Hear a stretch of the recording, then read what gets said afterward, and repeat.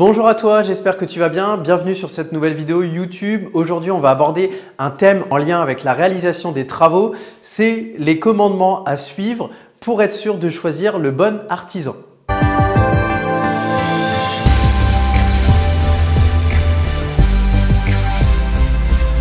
Aujourd'hui, comme vous le savez, moi dans mon poste de conseiller en investissement locatif, je suis amené à suivre des clients non seulement dans l'optimisation de leur projet d'investissement, mais je suis aussi amené à réaliser des investissements clés en main.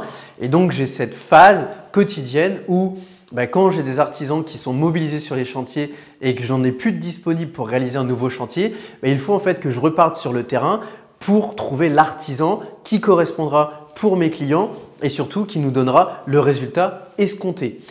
J'ai donc envie aujourd'hui de te partager un petit peu cette méthode de recherche qui peut s'adapter parfaitement à toi si tu as envie de rénover ton propre logement ou si pareil tu réalises des investissements locatifs et que tu vas être sûr de faire le bon choix.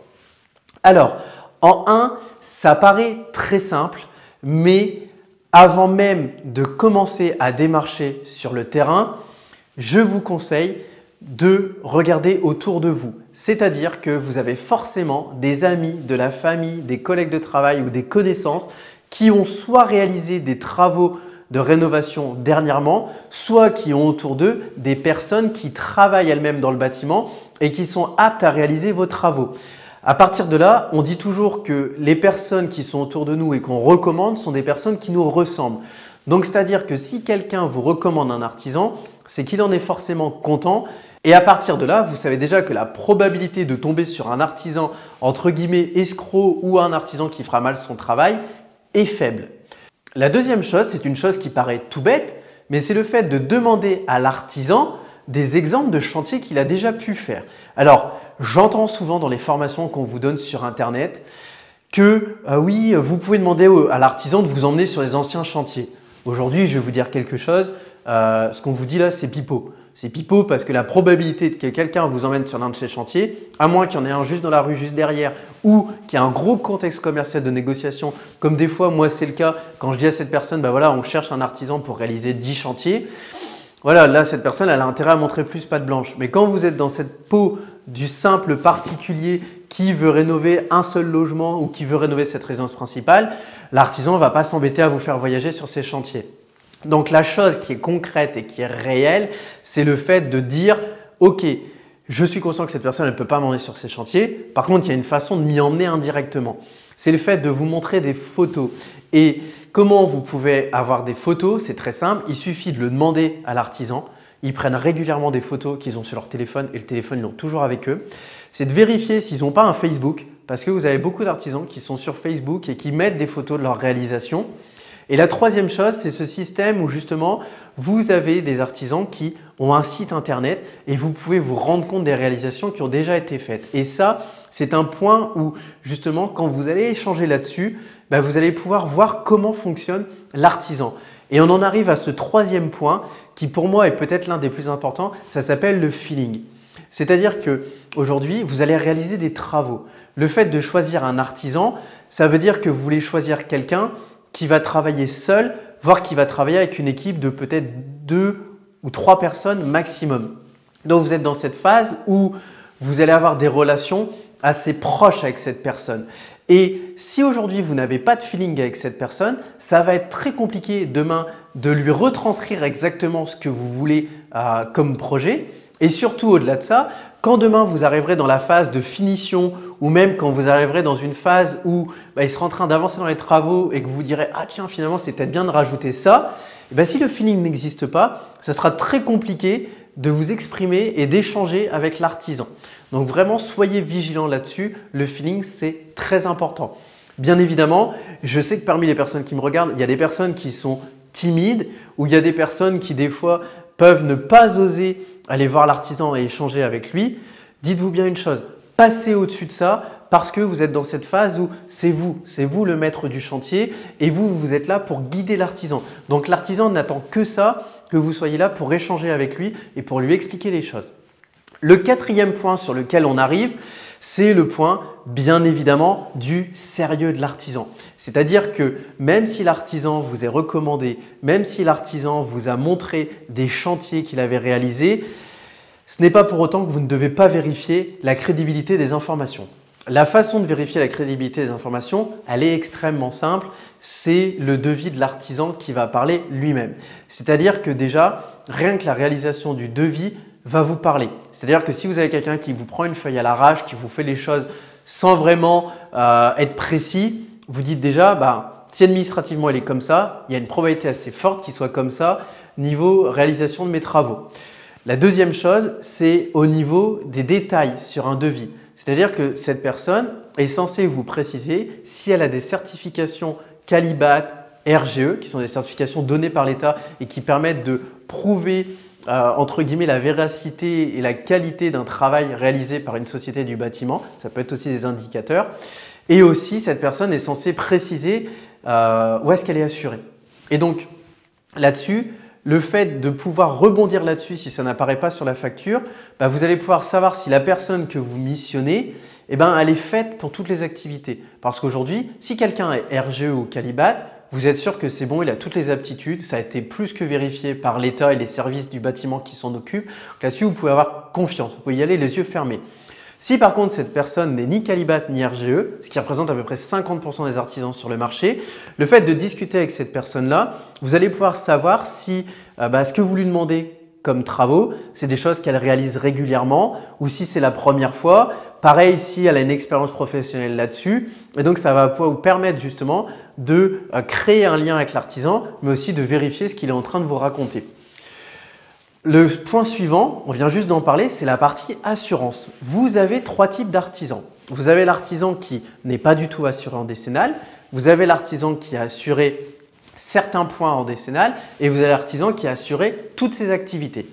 Il faut savoir qu'aujourd'hui, le fait de travailler avec un artisan qui a une assurance décennale, c'est quelque chose qui est fortement recommandé. S'il n'en a pas et que vous acceptez de travailler avec lui, aujourd'hui, ça sera de votre responsabilité. C'est-à-dire qu'il faut savoir que si jamais au niveau du chantier, dans quelques années, on s'aperçoit que quelque chose a été fait avec une malfaçon ou que par exemple l'artisan a mal fait certaines choses et qu'il y a des impacts, vous ne pourrez pas vous retourner contre lui. Alors bien évidemment, moi j'ai des personnes qui vont me dire, et je le voyais à l'époque quand j'étais assureur, Victor, aujourd'hui un artisan qui n'a pas d'assurance décennale sur de la peinture, c'est pas vraiment gênant. Aujourd'hui, moi, en tant qu'ancien assureur, je vais vous répondre que, vous savez, si une peinture elle est mal posée, on peut avoir des traces qui vont apparaître dans le temps ou pareil, s'il a pris une peinture qui est de mauvaise qualité, cette peinture, elle peut tourner. Donc là-dessus, la décennale, elle prend tout son sens. Mais ça, c'est de votre responsabilité. Par contre, le point qui est extrêmement important, c'est en fait la façon dont l'artisan va se justifier de ne pas avoir pris de décennale si c'est le cas. Ça va vous permettre une nouvelle fois de voir le sérieux de cette personne. Parce que si cette personne vous dit « Voilà, moi je n'ai pas pris de décennale parce que j'estime que là-dessus, il n'y a pas de point. Monsieur le client, est-ce que vous êtes d'accord avec moi ?» Là-dessus, c'est un raisonnement qui est légitime. Par contre, si vous tombez sur un artisan de « je ne l'ai pas fait parce que je n'ai pas encore le temps, parce que ça traîne administrativement, parce que ceci, parce que cela, parce que ça coûte cher », et en fait, vous vous retrouvez dans une phase où vous vous dites « Cet artisan-là, est-ce qu'il est en train de réaliser son travail parce qu'il aime vraiment ce qu'il fait et qu'il a à cœur de faire les choses correctement? Ou est-ce qu'à l'inverse, cette personne, elle est négligente et son intérêt, c'est de se mettre le plus d'argent possible dans la poche avant de voir la réussite chez ses clients? Et ça, je peux vous dire que moi, des artisans qui travaillaient à l'arrache, j'en ai vu plus d'un. Et ce n'est pas parce que le bonhomme, il paraît fiable en face à face qu'il est réellement. Comme on dit, il y a ce que la personne vous montre et il y a ce que la personne pense. Et le fait de poser des questions là-dessus et de chercher à aller dans le détail, vous allez tout de suite voir si cette personne a quelque chose à cacher ou si elle n'a rien à cacher. Le point suivant, pour bien choisir son artisan, c'est bien évidemment la tarification. La tarification, c'est quelque chose qui est extrêmement important pour vous et pour nous tous. C'est vrai que quand on fait des rénovations, le but c'est d'avoir le meilleur rapport qualité-prix. Et justement, quand on parle de meilleur rapport qualité-prix, Eh bien, il faut se poser la question de est-ce qu'on va forcément aller au moins cher? Parce que comme on dit toujours, le pas cher coûte cher au final. Je vous donne un exemple. J'ai reçu un client il n'y a pas longtemps pour la réalisation d'un projet clé en main qu'il souhaitait faire et mettre en place. Il arrivait dans un système où il se formait, il appliquait, mais il se rendait compte que voilà, à chaque fois ce qu'il faisait, ce n'était pas forcément professionnel et que ce qui lui plaisait, c'était le rendement qu'il y avait derrière l'investissement locatif et pas forcément le fait de mettre tout ça en place. Et donc cette personne est venue me solliciter et en me sollicitant, elle m'a raconté aussi que ce qui l'énervait, c'est que dès qu'elle prenait des artisans, il y avait toujours quelque chose qui se passait mal. Et elle avait eu le cas de 3 artisans qui sont intervenus et qui 3 fois ont refait sa salle de bain. Et aujourd'hui, voilà, la salle de bain a dû être refaite une 4e fois. Et il me demandait justement si je pouvais lui mettre à disposition l'un de mes artisans pour qu'il puisse tester mon travail, voir que j'étais capable de faire. Et surtout, au-delà de ça, cette fois-ci d'avoir quelque chose qui fonctionne. Et en fait, c'est très simple. C'est qu'en fait, cette personne était basée uniquement sur le prix et ne regardez pas la façon dont la personne travaillait, ne regardez pas comment elle avait structuré sa tarification et ne regardez pas les matériaux qu'elle utilisait. Et c'est vraiment ce point-là qui est extrêmement important, c'est que quand vous allez avoir le devis de l'artisan entre les mains, vous devez regarder si cette personne travaille à l'heure ou si elle travaille à la tâche. Moi aujourd'hui, personnellement, je préfère payer des personnes à la tâche, même si ça coûte un petit peu plus cher. Je vais vous expliquer pourquoi. Parce que même si on peut se dire qu'une personne qui travaille à l'heure est censée aller très vite pour aujourd'hui, plus elle est capable d'avoir de chantier, plus elle est capable de gagner d'argent, ce qu'il faut bien comprendre, c'est que cette personne, elle est payée à l'heure. Donc, elle n'a aucun intérêt à ce que ça aille vite. La deuxième chose, c'est que quand vous payez quelqu'un à l'heure, vous arrivez dans un système où vous allez donner des acomptes. Par exemple, le chantier doit durer 6 semaines, vous allez donner des acomptes chaque semaine.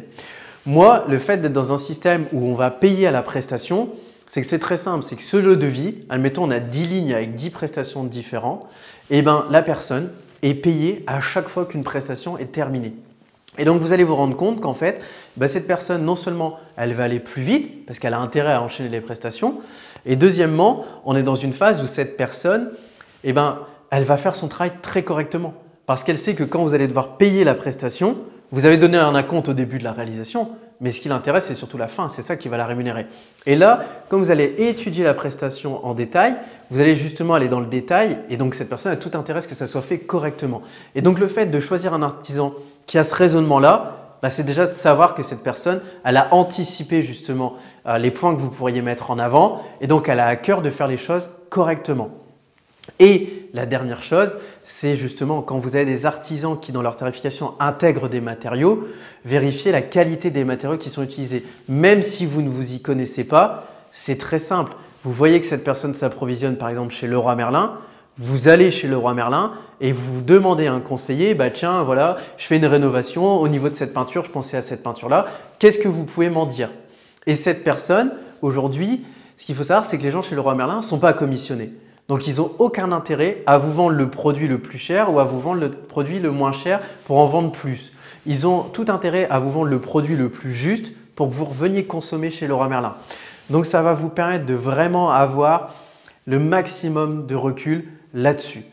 On en arrive maintenant au dernier point, c'est qu'à un moment, il faut aussi faire confiance aux gens et quand on sent que tout est OK, même si des fois ça coûte un petit peu plus cher, même si des fois ça va être un petit peu plus long, il faut savoir dire c'est bon, j'y vais, je fais confiance. Je vais te publier dans quelques jours une vidéo qui sera cette fois-ci un comparatif entre les artisans et les entreprises de bâtiment. Ça te permettra de savoir lequel est le mieux pour toi et au final, en ayant conscience de tous les points que j'ai évoqués dans cette vidéo, qui tu dois choisir pour la réalisation de tes travaux.